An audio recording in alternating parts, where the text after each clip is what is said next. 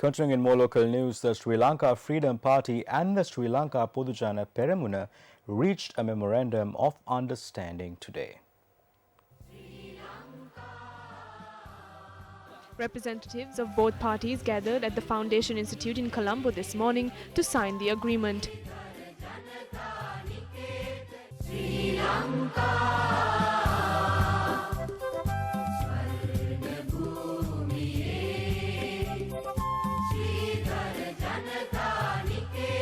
The agreement was signed by General Secretary of the SLFP, Dayasiri Jayasekara, and Legal Secretary of the SLPP, Sagara Karyavasam, on behalf of their respective parties.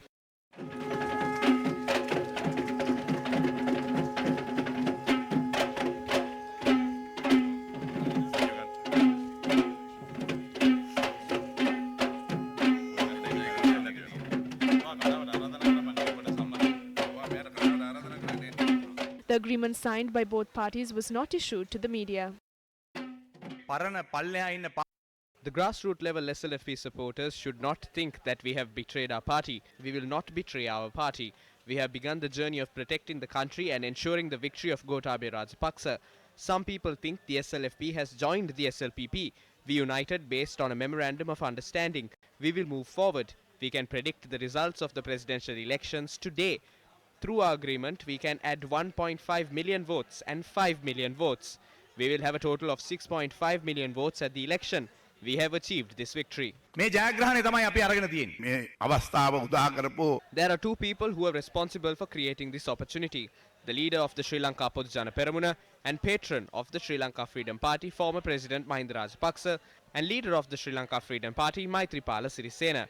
Without these two individuals, this would have not happened. Both of them were of the stance that these two parties should unite and bring victory to the country and the people of the country. The Sri Lanka Podujana Peramuna was born based on the values of the Sri Lanka Freedom Party. When Bandaranaike created the SLFP in 1951, he said, "I will only perform the task of a midwife." Similarly, we perform the task of a midwife. None of these people who contributed to these values can be a victim. None of them can be left helpless. It is our responsibility to protect all of them from both parties. The Sri Lanka Freedom Party is the first love of our leader as well. There is nothing that I can do about it. He always says that all of these people in the Sri Lanka Freedom Party are people who voted for me. So Basil, do not forget those people. But I of course love our party a bit more. We have also included the trade unions and other organizations affiliated to the SLFP and the SLPP to the agreement. We have protected everyone. They thought we will destroy them, but we will not do that.